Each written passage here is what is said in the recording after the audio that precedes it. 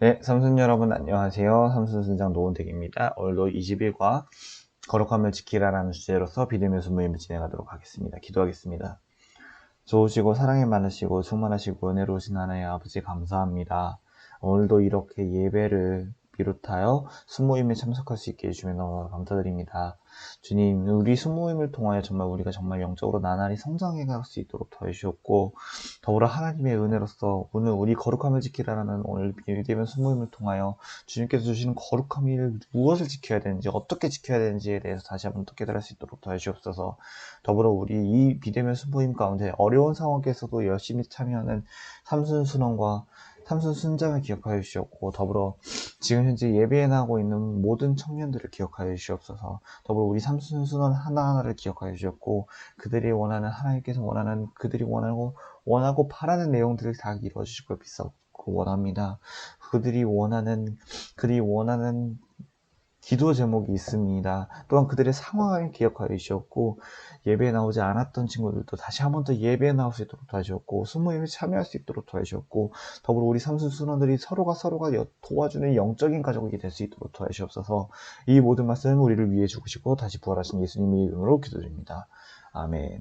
네, 기도를 시작하는 기도인데 너무 진지하게 했네요. 죄송합니다. 제가 지금 이거 세 번째 시도하는 건데, 네, 앞서 사례가 걸려가지고 제 몸이 좀 안 좋아요, 여러분. 제가 저 혼자 독립을 했어요. 독립을 하다 보니까 세집중후군이 걸렸나 봐요. 훌쩍이고 약간 좀 몸이 안 좋은 상태에서 이렇게 악조건에서도 불구하고는 네, 제가 이렇게 녹화를 하는데 여러분들께서 저를 좀 기억해 주셨으면 좋겠네요. 네, 오늘은 20일과 거룩함을 지키라 고린도전서 5장 11절에서 13절 진행을 합니다. TMI를 너무 앞서 말씀드렸나 보네요. 자, 오늘은 어떻게 진행되느냐? 똑같이 진행됩니다. 별거 없어요. 자, 들어가게 한번 읽어볼까요? 자, 고린도 교회 성도들 중에 아버지의 아내를 취한 이가 있었습니다. 네, 참 미친 거죠. 네, 이런 행위는 유대법과 로마법으로도 금하는 것이었습니다. 이런 상황에서 교회가 아무런 조치를 취하고 방관하지 않고 있었습니다. 이게 더 문제네요. 이 소식을 들은 바울은 단호히 그들을 교회에서 내쫓아 교회의 거룩성을 회복하라라고 촉구합니다. 교회가 음행한 자들을 용납하고 대수롭지 않게 여기는 일은 교원 교회가 파멸로 나아가는 발판이 될 수 있습니다. 그렇기에 바울은 사랑하는 마음으로 악행하는 자들을 교회 밖으로 내쫓으라고 요구합니다. 이렇게 함으로써 교회와 성도는 거룩한 정체성을 유지할 수 있습니다. 라고 되어 있습니다. 네, 전 놀라운 사실이 두 가지나 있어요. 일단 첫 번째, 아버지의 아내를 취하니까 있었고, 두 번째는 교회가 그걸 조용히 하고 있었다는 것이. 네. 참, 그때나 지금이나 참 말 많네요. 네, 그렇습니다. 근데 사도 바울은 이 문제에 대해서 어떻게 이야기를 하냐면, 너희 미쳤니? 당장 그들을 내쫓지 않고 뭐하니? 라고 한다는 거예요. 근데 이 마음에는 사랑하는 마음이 있었고, 그 악행하는 자들을 내쫓음으로써 교회에 대한 거룩성을 지켜라 라고 하면서 호소를 하고 있는 겁니다. 이렇게 함으로써 우리는 교회와 성도는 거룩한 정체성을 유지하는 내용을 우리는 진행을 해볼 거예요. 자, 오늘 본문 해설은 진행할 건데, 일단 먼저 암송 말씀은 고린도전서 5장 8절입니다. 오늘 본문 해설은 준비를 하려고 했었는데 따로 진행을 하지 않겠어요. 그냥 바로 문제랑 같이 진행을 해볼게요. 자, 바로 1번으로 한번 들어가 보죠. 자, 고린도 교회 내의 음행으로 인하여 바울이 책망한 점은 무엇이었습니까? 우리 2절을 한번 읽어볼 건데 1절도 한번 같이 읽어볼게요. 너희 중에 심지어 음행이 있다함을 들으니 그런 음행은 이방인들 중에서도 없는 것이라. 누가 아버지의 아내를 취하였도다 하는도다. 그리하고도 너희가 오히려 교만하여져서 어찌하여 통하니 벌이 여기지 아니하고 그 일을 행한 자를 너희 중에서 쫓아내지 아니하겠느냐라고 되어 있습니다. 무엇을 책망했죠? 그들의 교만함으로 인해 교회 내에 음행이 있었음에도 그것을 통하니 심히 애통하고 탄식하는 마음을 여기고 그들의 일을 내버려 뒀다라는 거예요. 이건 문제가 돼요, 여러분. 자, 일단 고린도 교회가 살고 있는 그 고린도 도시에 대해 이야기를 해드리자면, 자, 고린도 도시 같은 경우는 헬라 시대에 있던 대도시라고 제가 개관에서부터 누누이 말씀드리고 있어요. 이 교회는 큰 대도시 안에 있는 교회예요. 근데 이 대도시 안에 있는 성격 특성을 보면 문란하고 문화의 선진적으로서 선도되어 있다 보니까 문란할 수밖에 없어요. 문란한 성적 방종이 죄송해요. 다시 말씀드릴게요. 문란한 성적 방종이 판치고 있는 와중에 그게 교회 안으로 침투가 되었다는 거예요. 근데 교회 사람들은 그걸 보고도 방관했다는 거예요. 예를 들어 바람난 것을 그럴 수도 있지 하고 하면서 넘겼다는 거죠. 이게 과연 맞는 걸까요, 여러분? 왜 그렇게 했을까요? 그리스도 안에서 영적인 사람이 되었다라고 생각을 하니까 육적으로 행하는 일에 대해서는 더 이상 문제 삼을 것이 없다라는 위험한 생각을 가지고 있다는 거예요. 근데 여러분, 이건 굉장히 큰 잘못된 생각이에요. 우리가 구원을 받았다고 해서 바로 천국에 들어갈 수 있다는 확신이 있을까요, 여러분? 몰라요. 그건 죽고 나선 알 수 있는 거지. 그럼 그러지 않기 위해서는 우리가 정말 구원에 대한 확신이 있는 상태로서 살아가기 위해서는 어떻게 해야 되냐? 구원을 받고 나서 우리는 참 변화된 모습을 살아야 되는 거예요. 하나님께서 원하시는 모습, 성령으로 충만하는 모습으로 살아야 되는데, 지금 현재 고린도 교회가 살고 있는 그런 모습은 정말 옳다라고 이야기를 할 수 있나요? 저는 제 생각엔 절대로 옳다라고 이야기를 할 수 없다고 생각해요. 왜? 성적 방족, 하나님께 성적 우애로 물러난 걸 별로 안 좋아하세요. 별로가 아니지 엄청 싫어하세요. 그럼에도 불구하고 성적 방종으로 인해 노란한다. 과연 그게 옳까? 아니라는 거죠. 그들의 마음에 하나님이 없는 거예요. 이거는 흡사 이단과 같은 생각이란 거예요. 만약에 이런 생각을 갖고 계시면 안 됩니다, 여러분. 우리는 구원을 받았다고 해서 끝난 게 아니에요. 구원을 받고 나서 구원받은 사람으로서 우리는 행동을 해야 되는 거죠. 오케이? 자, 세 번째, 만일 그들이 교회에 대한 본질에 대한 이해와 최소한으로서의 거룩한 자중감을 소유하고 있었다면 교회 차원에서의 권징, 즉 징계, 교회의 권한으로서 나가라 혹은 안 된다 라고 하는 처벌이나 추방이 있었어야 되는 거죠. 근데 정말 조심해야 될 게 뭐냐면, 정말 안타까웠던 게 뭐냐면 고린도 교회는 그게 없었나 봐요. 그러니까 그냥 그걸 알고 있었음에도 불구하고 그냥 냅뒀지. 요즘 교회에서는 만약에 문제가 일어났다라고 하면 바로 교회에서 내쫓아요. 심지어 목사님도 자신이 잘못해서 문제가 일어났다라고 하면 그에 대한 노회라는 그 큰 단체가 있습니다. 교회들의 연합인데 이 교회들의 연합에서 그 목사님을 해임시켜요. 아니면 장로님들께서도 나서셔서 장로님들의 연합이 있습니다. 장로회라고. 그것을 이용한다. 그것을 이용하여 잘못한 목사님들에 대해서 나가게끔 이야기를 하는 거죠.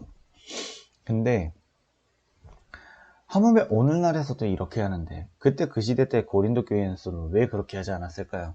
즉 비성경적인 사상을 잘못 갖고 있었다는 거예요. 즉 그들은 우리는 구원받았으니까 잘못해도 이해할 수 있겠지, 하나님께서 이해해 주시겠지 라는 생각으로 갖고 살았다라는 겁니다.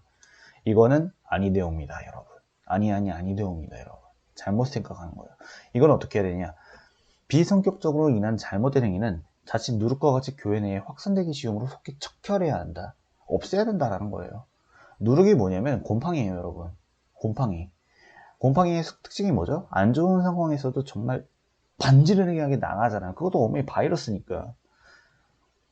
곰팡이의 특징을 그냥 안 좋은 비성경적인 사상으로 인한 잘못된 행위를 그대로 그냥 비유한 거예요. 이 행위는 안 좋은 상황에서 더 나아갈 수밖에 없다. 그러니 조심해야 된다라고 이야기를 하는 거죠. 그래서 여러분들이 조심해야 되는 이유가 여기 있습니다. 자, 2번입니다. 바울이 밝히고 있는 교회에 대한 처리 목적은 무엇입니까? 4, 5절. 물 좀 마실게요. 네. 주 예수의 이름으로 너희가 내 영과 함께 모여서 우리 주 예수의 능력으로 이런 자를 사탄에게 내주었으니 이는 육신은 멸하고 영은 주 예수의 날에 구원을 받게 하려 함이라. 7위 목적이라고 되어 있네요. 7위 목적. 고린도 교회의 범죄들과 같이 자신의 죄를 깨닫지 못하게 했다라는 거예요. 자, 그것을 알게 해주기 위한 거예요.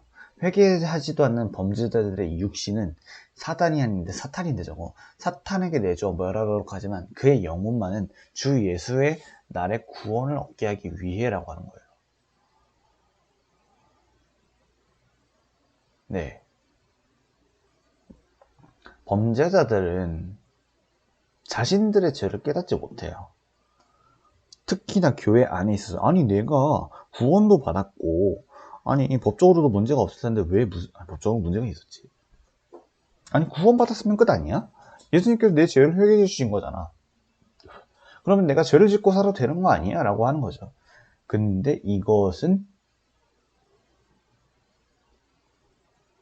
아니라는 거죠.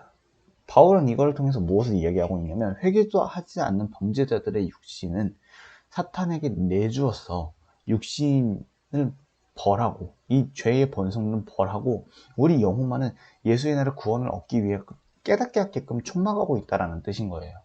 이제 이해가 됐네요, 저도. 죄송해요, 피곤해가지고. 자, 육신이라는 단어는 어떤 뜻이냐면 인간의 마음속에 부패한 죄의 본성을 의미하는 거예요. 자, 그러니까 비유적인 표현인 거죠. 즉, 우리 성경에서 육신이라는 단어는 나오는 거면 죄라고 생각을 하시면 돼요, 대부분. 근데 이 죄는 어떤 것 중에 이야기는 뭐냐면 범죄자에게 출교를 선교하는 것. 출교는 무엇이든 교회를 떠나라.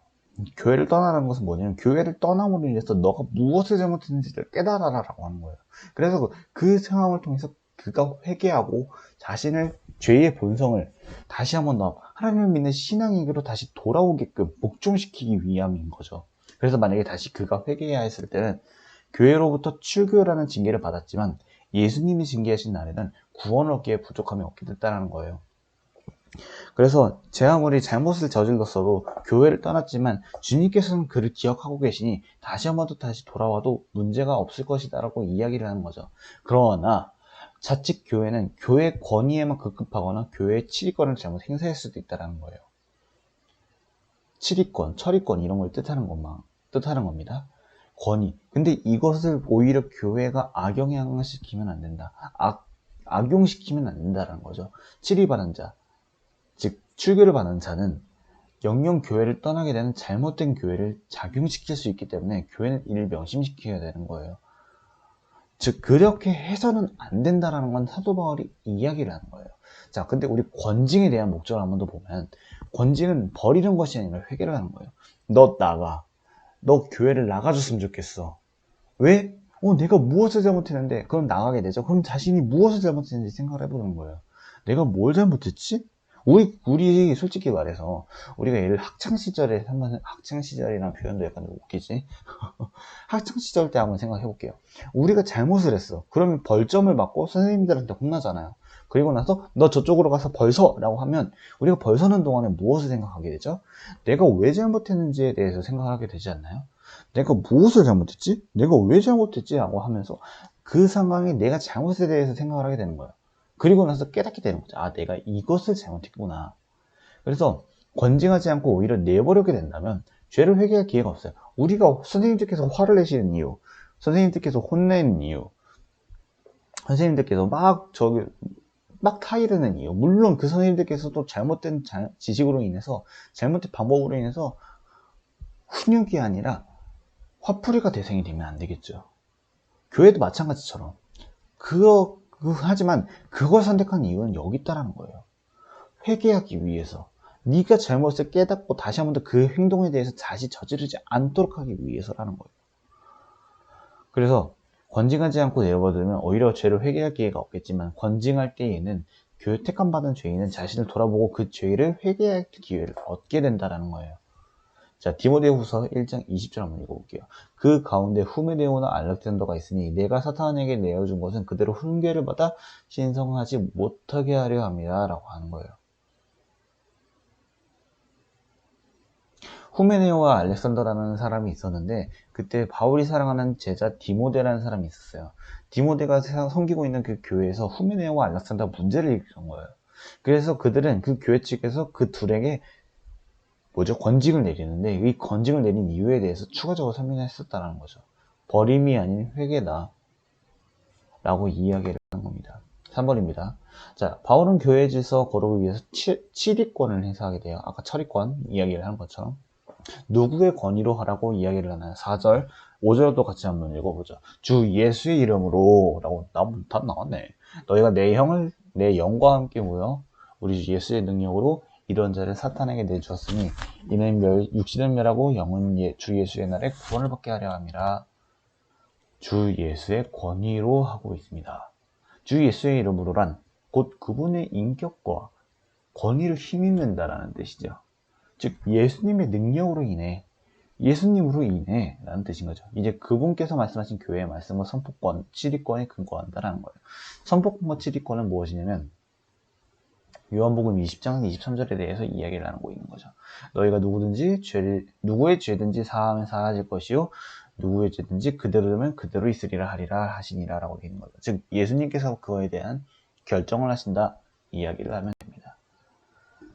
자, 묵은 누룩과 악에 찬 누룩은 무엇을 가리키고 있습니까? 8절입니다. 이러므로 우리가 명절을 지키되 묵은 누룩으로 말하고 묵은 누룩으로도 말고 악하고 악에 찬 누룩으로도 말고 누룩이 없이 오직 순전함과 진실함으로 떡을 하자라고 합니다. 자, 성도들이 그리스도에게 속하기 이전에 지니고 있던 죄의 습성을 가리키는 거예요. 아까 말씀드렸듯이 안 좋은 행위는 죄를 말한다라고 말하는 거죠. 자, 죄의 습성은 무엇이냐면 음란과 정욕과 술 취함과 방탕과 무법함, 우상숭배 등과 같이 참으로 악독한 죄를 탐나는 마음인 거예요. 저거 이런 것들. 근데 우리 예수님께서 부활하신 주일은 우리 그리스도인들에게 있어서 명절과 동일한 거죠. 그러니까 우리가 이렇게 말했던 것처럼 옛날에 누룩으로 떡을 만들었었나 봐요. 근데 누룩이 없이 그냥 누룩이 없는 떡을 만들어서 우리 명절을 즐겼으면 좋겠다. 즉 죄악이 없는 명절을 즐겼으면 좋겠다라고 하는 거예요.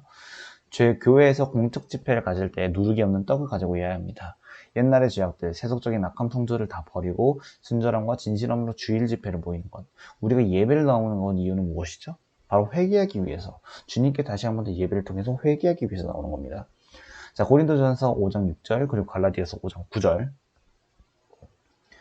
누룩은 예수님이 여러 비유에서 사용했어요. 자, 한번 읽어볼게요. 먼저 고린도전서 너희가 자랑하는 것이 옳지 않으다 적은 누룩이 온 덩어리에 퍼지는 것을 알지 못하느냐. 그리고 갈라디아서 5장 9절 너희가 다름질을 잘하더니 누가 너희를 막아 준리를 순종하지 못하게 하느냐. 그 고면은 너희를 부르신 이에게서 난 것이 아니니라 적은 누룩이 온 덩이에 퍼지느니라 라고 하는 거죠. 자, 7절부터 읽었어요 제가. 이 누룩의 특징들은 작은 영으로도 조용하지만 급속히 빵 전체를 부풀리게 하는 거죠. 흔히 말하는 이스트 같은 역할을 하는 거죠. 근데 이 이스트 같은 역할을 안 좋은 뜻으로 비유를 한다면 이단이나 죄악이 교회에 들어와서 모르는 사이 교회들 전체를 오염시키는 걸 뜻하는 거예요. 네, 맞습니다.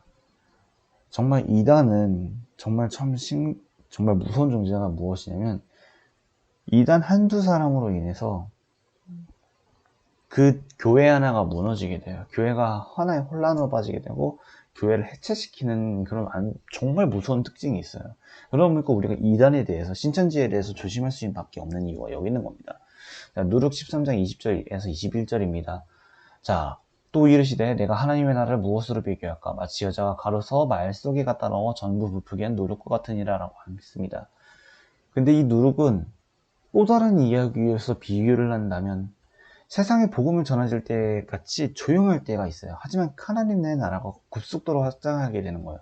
자, 내가 딴 사람에게 복음을 전했어. 친구야, 우리 교회 가지 않을래? 내가 교회에 대한 이러한 이유가 있어. 우리 교회 갔으면 좋겠어. 그런데 당장의 마음은 변화 없더라도 그 마음속에선 복음에 대한 씨앗이 확장하게 되고 그로 인해서 그 사람으로 인해서 더 나아가게 되는 이야기를 한다는 거죠.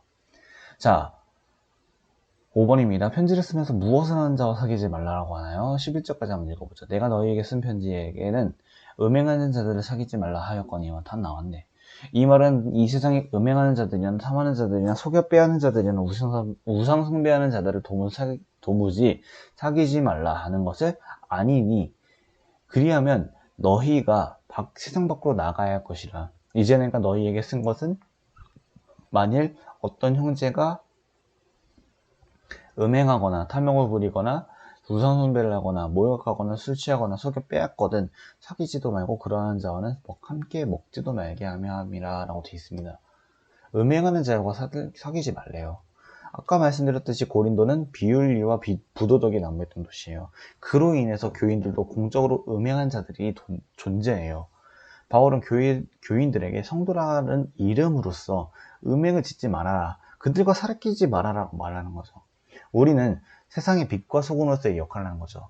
그런데 이 세상의 빛과 소금으로서의 역할을 하는 성도와 교회는 세상에 영향을 받아서는 안 되는 거예요. 대신에 세상으로부터, 그리스도로부터 성향 영향력을 끼쳐야 되는 거죠. 우리는 되려 영향력을 받기보다는 영향력을 끼치는 사람들이 되는 거죠. 키워드 선한 영향력이 되어야 된다는 겁니다. 항상 주로부터 교회와 성도로서 내 몸과 마음을 거룩한 주의 성전으로서 지켜야 되는 겁니다.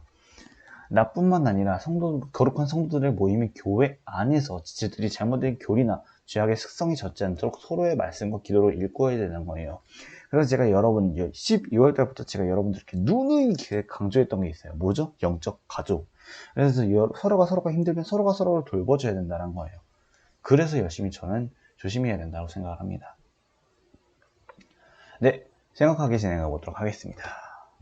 성도에게 거룩은 중요합니다. 성도는 6월절 양이신 예수님을 통해 죄에서 해방되고 거룩하게 된 은혜를 붙잡고 살아가야 합니다. 그뿐만 아니라 교회도 거룩한 공동체를 유지해야 합니다. 교회 안에서 악을 행하는 자들은 묵인하고 아무 일도 없던 것처럼 교제하고 용납해서는 안 됩니다. 왜냐하면 교회는 누르기도 없는 떡덩이처럼 새로워졌기 때문입니다. 교회는 성도의 삶에 관심을 가지고 그들이 악을 행하지 않도록 서로 격려하고 함께 기도해야 합니다. 그렇습니다. 딱히 제가 이렇게 말을 할 게 없네요.